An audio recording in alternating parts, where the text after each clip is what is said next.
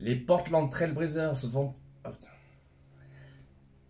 Les Portland Trail Blazers vont-ils être très brillants ou très décevants comme l'an dernier? Bienvenue sur le Seigneur des Arceaux, c'est parti pour une nouvelle vidéo de preview. On va revenir sur le parcours de ces Blazers l'an dernier, avec aussi les mouvements de l'intersaison et quelques joueurs qui peuvent peut-être apporter un peu d'espoir. Et bien sûr, on fera un petit pronostic sur la catégorie d'équipe à laquelle les Blazers appartiennent. 21 victoires pour 61 défaites, c'est quand même une saison à oublier. Dernier de la conférence Ouest, les Blazers ont eu beaucoup de mal. Et c'est vraiment, je pense, lié à cette transition déjà. Damian Lillard qui est parti depuis l'année dernière aux Milwaukee Bucks, ça s'est connu. Il y a eu des joueurs qui avaient potentiellement les moyens de relever un petit peu le gant, comme par exemple Anthony Simons, l'arrière très fort scoreur, DeAndre Ayton, un ancien numéro 1 de draft qui est arrivé dans le cadre de ce transfert. On a eu aussi Malcolm Brogdon, mais qui a été blessé très très souvent. Jeremy Grant, qui est un joueur vraiment fort normalement, et qui là aussi a été un peu aux abonnés absents. Donc l'an dernier, du côté de Portland, eh bien, c'était place aux jeunes. On a drafté en numéro 3 Scoot Anderson. Bon, Charlotte a pris Brandon Miller en numéro 2 et pour l'instant, ça leur a plutôt réussi. Scoot Anderson a peiné à trouver un peu d'adresse, mais j'ai revu quelques actions là pour préparer cette vidéo et je trouve que c'est un joueur qui va avoir besoin de prendre un peu encore ses marques. Il est très athlétique, il cherche à servir aussi ses coéquipiers. Et il a seulement 20 ans, donc par rapport à son éclosion, je me dis que ça peut arriver. Et, en général, entre l'année rookie et l'année numéro 2, l'année sophomore, c'est toujours un petit peu mieux. On va attendre aussi un nouveau rookie, donc voilà, vous avez compris, je ne vais pas m'étendre trop sur la saison dernière qui était très décevante.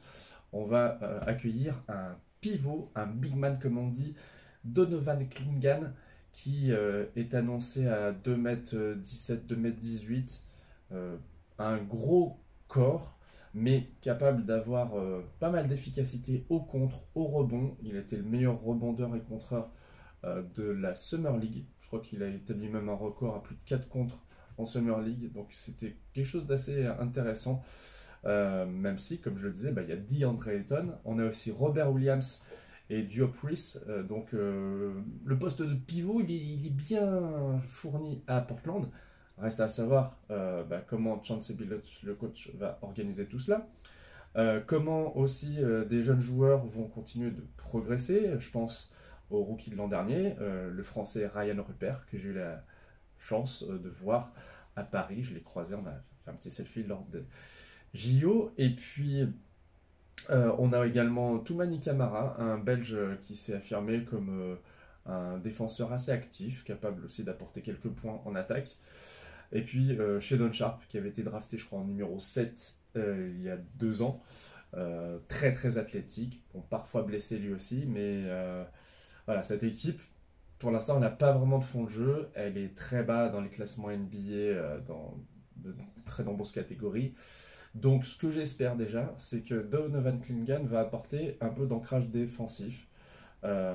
C'est pas la spécialité de DeAndre Ayton, qui est plutôt un bon pivot, capable d'avoir des petits moves, des petits shoots de 3-4 mètres.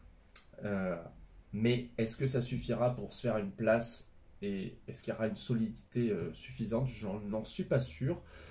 Dans la mesure aussi où un joueur comme Anthony Simons est quand même plutôt pressenti pour partir. On a cependant l'arrivée de Deni Avdija, qui a été échangé contre Malcolm Brogdon à Washington. Du coup, le jeune Israélien, lui, a été même qualifié de meilleur joueur de l'effectif par Chauncey Billups. C'est quand même pas rien. Et puis, il va apporter, je pense, de la défense, de la polyvalence. Dans le cadre de Washington, il s'est montré, mais ça n'a pas été non plus une extrême réussite. Donc, dans un autre contexte, qui sait, un projet qui se construit, voilà. Peut-être qu'il va pouvoir effectivement progresser et atteindre les 15-16 points de moyenne, 5-6 rebonds au moins, voilà, chaque match. Mais il faudra bien ça pour que les Blazers remportent quand même plus de victoires.